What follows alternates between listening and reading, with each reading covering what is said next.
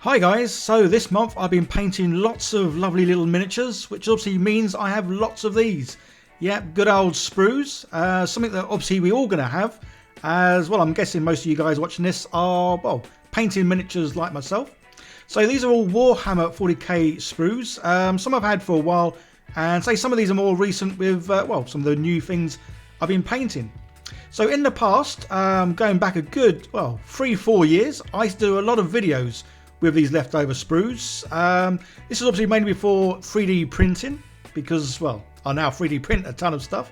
But yeah, I used to make a lot of things from these leftover sprues. So rather than throwing them away, yeah, I would turn them into, well, a whole variety of things. You'd have to go and check my old videos. Say we're talking at least 3 to 4 years. So one of the first things I normally do with sprues is cut out the outer edge, as these are obviously nice long sort of planks. And some, there's a word I've used or not used for quite some time, and that's nibbly knobbly bits. Basically it's all these little bits that I cut off. So the idea here is to get these end pieces nice and clean of, well, all the nibbly knobbly bits. I say these are great for making frames and other bits and pieces. So you will see some of that coming up in some videos, because say I'm going to be making more videos with the sprues, kind of like I used to quite some time ago. Especially now my painting has improved and, well, it looks a whole lot better than it certainly did, again, 3-4 years ago. So they're the long lengths, so we keep them sort of separate. And then generally with the innard bits, unless there's any sort of long bits here, these bits are just cut up into small sizes. The size doesn't really matter that much. The only reason they're into small bits is so they'll fit into a jar, which you'll see coming up in a minute. So yeah, cut all these bits off. So these bits, you don't have to go too small with these. Literally whatever size jar you're going to use, that's how big or small you need to make these bits. So to say, yeah, it's been quite a while since I've made anything with sprues, so this did bring back some memories, and I was also watching some of my old sprue videos just to sort of remind me, yeah, what to do. So here we are, yeah, nibbly knobbly bits and some bigger bits. I say, obviously these are all going to go into a jar. Obviously a nice glass jar with a good sealed lid. It's kind of one of the main sort of factors you need here. I have used short jars, big jars, wide jars, any kind of jar really. Say glass one with a good secure lid on. Then you put all your bits and pieces and your nibbly knobbly bits inside there. And then you need to get some acetone. So this stuff is used, well, main thing I've known it for is obviously clean nails. So a lot of the old nail shops that your partner might go into will use this. Relatively cheap. I'll get mine from Amazon. The one you want to look for though is, say, 99.9% pure. I think you can get lower ones. Not that I've really ever seen the lower ones, but yeah, the 99.9 is the one I always go for. And then it is just a case of popping that in the jar, putting the lid back on, and then leaving it. So in a few hours time, you can see the sprues are, well, they're starting to dissolve. As you can see, yeah, pretty cool effect. But yeah, so you want to leave them for obviously longer than this, because you need them to be well and truly sort of dissolved. And then yes, they start obviously shrinking down. So what I generally do at this stage is, well, I top it up. So I get some more nibbly knobbly bits and cut up bits and all the rest of it. And yeah, put loads more in. So this stuff really takes at least 7 hours to sort of fully dissolve into the sprue goo. So yeah, go top it up, and generally I leave this overnight. Just makes it a lot easier, because otherwise you're kind of watching paint dry. So yeah, put that to one side, get on with other things. And I say it's at least normally 7 hours is kind of what I found when I used to do this a lot. And there we go. It's now all sort of melted down. Well, it's not melted, it's just sort of turned into ooey gooey spruey stuff. And then yeah, this is ready to, well, to make into stuff. Again, there's a whole variety of videos I've done, guys, making all kinds of things. One of the main things I used to love making was panels. Making flat panels with this, and then building things. Even built a towel manta. And if you know what that is, it's huge. So in this case, yeah, I'm going to make some moulds up, as I want to try and make, well, some good old terrain. So I 3D printed some bits out. I'll leave a link down below to where I 3D printed these bits. But these are fabricators layer, and you'll see me use them quite a lot for, well, mainly obviously terrain, as they do an awesome array of terrain for both Warhammer 40k and, more importantly for me, good old kill teams.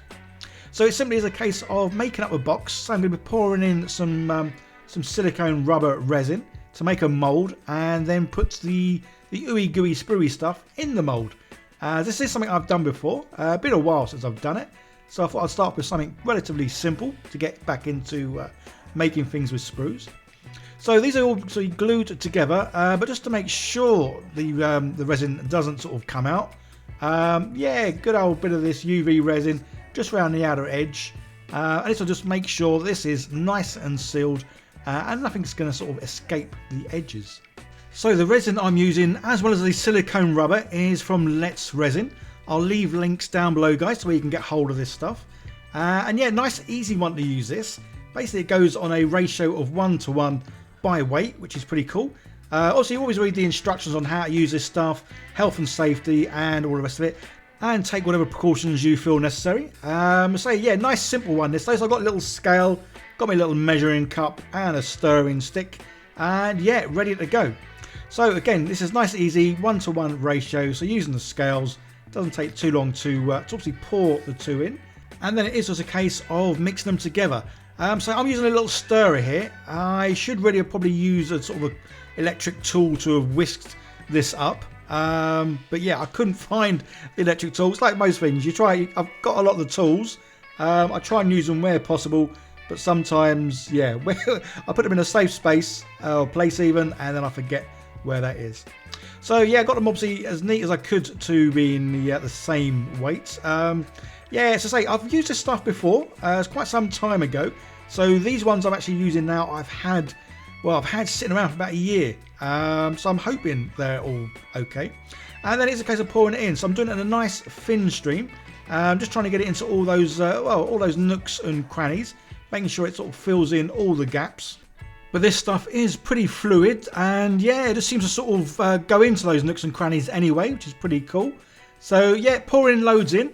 So when I do make the moulds up for these kind of things, I like to leave a good sort of 10mm around the edges, as well as making them at least that sort of bit deep as well, just to sort of make sure that yeah, I can sort of reuse these moulds to make, well, as many sort of bits of terrain as I kind of need.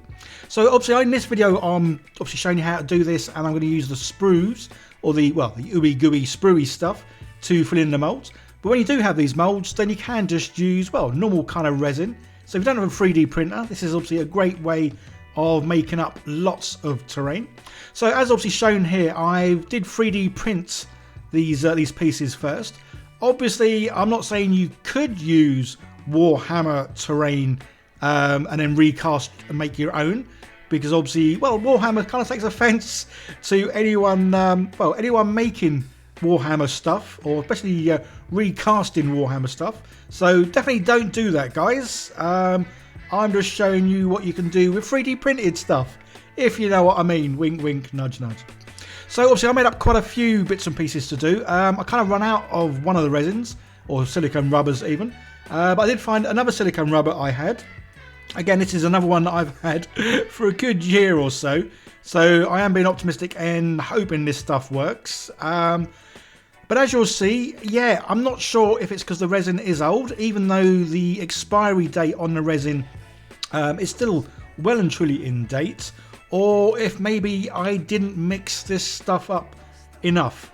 But as you'll soon see, yeah, I started taking the stuff out of the mould and it felt sticky, which basically meant, well, it hadn't cured properly.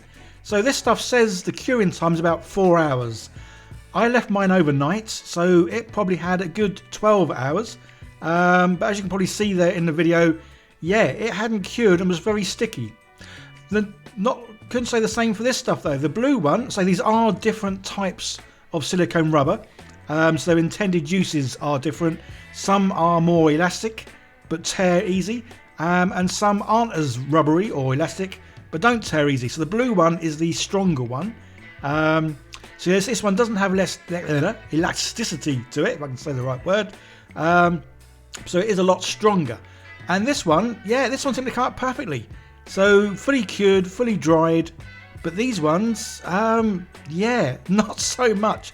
And obviously the problem being, if it's not cured in there, it means, well, it's not gone into all the nooks and crannies. It's not dried properly. and basically there's no definition in there, which is a real shame because I know the Ooey Gooey Spruey stuff does go into molds really well, and you can get some good finishes from it. So instantly knowing that these molds haven't come out too well, apart from that blue one, was a bit of a shame. But obviously I wanted to make this video, and again, sometimes it's good to see things go wrong, and as you guys know, whenever I make things, if they do go wrong, yeah, I leave it in, because this hobby isn't always about being perfect. As much as we'd like things to be perfect, yeah, sometimes things just aren't. So again, guys, something I'm going to stress now and say, when you come to working with this sort of stuff, use your own initiative, use your own common sense. You take whatever precautions you feel necessary. I know when I used to make these videos, I would get a lot of comments from people that seem to have PhDs in chemistry telling me all about this, that, what can go wrong, how damaging this is for your health, your skin, in the air, all the rest of it. But like a lot of things in the world, there's 1,000,001 things out there that's going to kill us. So yeah, again, guys, use your own common sense, use your own sort of health and safety with using this stuff. Yeah, I'm not your mum, so you use your own common sense. Anyway, enough of that little rant. It's only because I got so many comments over the years. Yeah, so pushing this stuff, honestly, it'll stick to anything. So that's why I'm using a silicone sort of spatula here, as one of the few things, well, I think the only thing it doesn't stick to is silicone. Again, that's why obviously why I'm using these silicone rubber molds, because I know it won't stick to them and it'll come out perfectly. But yeah, it'll stick to fingers, it'll stick to tools, it'll stick to the gloves that I'm wearing. I did look up getting some silicone gloves, but they only had like huge big ones, and not these cheap disposable ones. So it is a case of just obviously pushing it in, putting plenty on there. Obviously I want this to be level, I don't want this to like be sort of overcoming or overtruding or whatever the word is. So yeah, keep pushing it down, and obviously the other reason for that is it will then push it into the nooks and crannies. I say definitely go and check out some of my older videos. I'll try and leave a link at the very end to, well, I think a playlist of where there'll be loads. But honestly, I used to make so much or so many things with this stuff. I've even made the great unclean one. So I've made some miniatures with Ooey Gooey Spruey stuff. But don't worry, if you don't want to mess about with this stuff or use the acetone, I have made a load of videos just with the sprues themselves. As, yeah, I say they are great for making, well, you can make bog standard terrain with them because they are ideal for making frames. Again, I'm going to make a variety of videos coming up because I want to sort of see, well, what I can do with it again. And I say my painting has definitely improved now. Whereas before, obviously, again, you're going to see me saying this a lot in some of the older videos. I can't paint for toffee. Hated painting miniatures, so didn't really do it. Liked making sort of terrain and stuff, because literally I would paint something and I'd make it look like a rust bucket. Yeah, painting rust I can do easily. Painting things nice and neatly I couldn't do. So again, this stuff takes about a good 7 hours for it to sort of turn into Ooey Gooey Spruey stuff, and it takes about another 7 hours for it to sort of fully harden. So this stuff isn't fully hardened yet, but sometimes because it's in a mould, it needs air to get to it. So that's why sometimes I take it out after about 6-7 hours. It still then needs time to dry. So yeah, so the bits in the blue, yeah, they've come out perfectly, well, as perfectly as they can with the Ooey Gooey stuff. Yeah, lots of definition in there. You will get holes. You'll get holes everywhere. I tried for years to try not to get the holes. Basically what it is, it's the oh man, my brain's gone dead. It's the acetone. It's the acetone in the Ooey Gooey stuff. It evaporates, so obviously it leaves little holes. Now you probably could have a go at putting this in one of those compressor pots or whatever they're called to suck out all the air. That might work. I'm not too sure, because obviously in this it's not air you're sucking out, it is, well, the acetone. So yeah, pretty disappointed that these didn't come out perfectly. But obviously spending hours doing all of this, I wanted to show you, well, how it came out anyway. I am going to be buying some more of this silicone rubber, and definitely obviously giving it a good old stir. As I say, I'm not too sure if it was the fact that this stuff was old, even though the expiry date is, well, a good few years off. but I've had this on my shelf for a good year or so. It may be that, or it may just be that I didn't mix it fully. Who knows? So yeah, I will be getting some more of that silicone rubber and, well, doing another sort of test. So yeah, some bits definitely come out ropier. Again, if you watch some of the old videos, you'll see when making stuff with this Ooey Gooey stuff, I used to always make, well, obviously I love orcs. So orc related, this stuff's great because obviously it is battle damaged beyond beyond repair, I think. So yeah, if you want to make something neat and nice, yeah, don't use Ooey Gooey stuff because you just won't get it. That being said, I did sort of get to a stage where I could make a lot of panels, and they didn't have that much in the way of these little air bubble holes.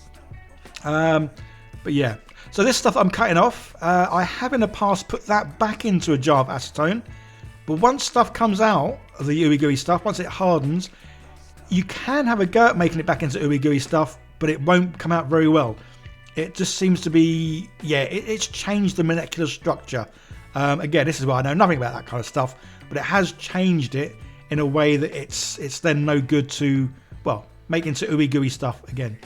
On a good note, obviously, because this is made of sprues, yeah, you can use just normal cement stuff, because obviously it will, well, melt pieces together, which is pretty cool. So say, if you want rough and ready terrain, then yeah, definitely have a go at doing this. It is fun, it's something different, it's a way of making use of sprues. Yeah, so I did it for years. It didn't kill me because I know people are going to leave comments. But yeah, so as you can see, some of the bits have come out really good. Some bits, yeah, not so good. But again, I kind of like terrain that looks like it's been shot up. And this is battle damage extreme. So obviously, you're going to get onto painting this. This is going to have the rust bucket treatment, just because, well, that's how I like to paint things. And obviously, with this kind of looking terrain, I mean, that's the only way you can paint it. So I've done what I did in the previous video of going around painting, obviously, like the gold sort of trim. If you watch the video of me doing this big cathedral, you'll hear me say I'm never doing this again because there was so much gold trim on it, it was untrue. Obviously, this little project, yeah, there's hardly any. So yeah, I am going to paint this kind of like how the cathedrals are kind of painted, with like a cream colour and then gold trim. And yeah, dirty down rust, love this stuff. I've been using this for years. In fact, this pot, yeah, this pot's about a year, maybe even 2 years old. There's still a little bit left. It is quite gloopy and thick at the bottom, but yeah, that'll just add to the well, the natural sort of rusty look. And as always with this stuff, yeah, dab it on nice and neat. Excuse me. Dab it on nice and neat, and then use some water just to sort of thin it down in areas. This will help you make it streak as well, which is pretty cool. And that does mean then you get rust areas that are fully rust, and some areas that are, well, a little less rusty. But I love this stuff. As I say, this is definitely my style of painting. Yeah, grim dark. Well, I think I'll go beyond grim dark because I just lather the stuff in this. So yeah, guys, if you have seen some of my previous videos where I've made stuff out of sprues, by all means let me know if you want to see me remake something I've made in the past, or if you want to see me make or attempt to make something, yeah, something new. As obviously, because I am now getting through my pile of opportunity, I have a lot of sprues. And again, I'm one of these people, I hate throwing things away. I mean, I've got bits of wood and stuff that I've had for years and years and years. Will I ever use it? You never know. It is that case of you throw it away and then you need it or want it. So same with sprues. Yeah, I don't like throwing stuff away. I'll have a go at making something with it. And to say the fact that I used to do this quite a lot years ago, and people enjoyed those videos, means, yeah, I'm going to have a go at doing some more. So simply just paint the inside black, just so obviously you can't be seen too much. And there you go. Say, these have come out terribly. That's more the mould than their mistake. But I still love them. And obviously, these do work well with the Nurgles. Oh, like, these aren't Nurgles, are they? They're Space Marine, Plague Marines, whatever they're called. But yeah, they sort of fit well with this kind of terrain. Yeah, absolutely love it. Okay, guys, well, thank you for sticking around to the end. I know this is one of those longer videos, although I do get comments saying you kind of prefer the longer videos. I guess, well, while you're sitting there painting something, you like to hear me, well, waffle on, I guess. Anyway, don't forget to like, share, subscribe, leave comments, all that wonderful stuff. And say, let me know what sort of future videos you want to see me make with all these sprues, because, yeah, I've got loads. I am going to buy, say, some more silicone resin from Let's Resin and do this video again, as I know their stuff does work really well. So I'm kind of thinking it's probably more my fault of not stirring it properly. But then, who knows? Yeah, like, share, subscribe. I'm going to keep waffling until the very end. So I've got to go now. Okay, bye.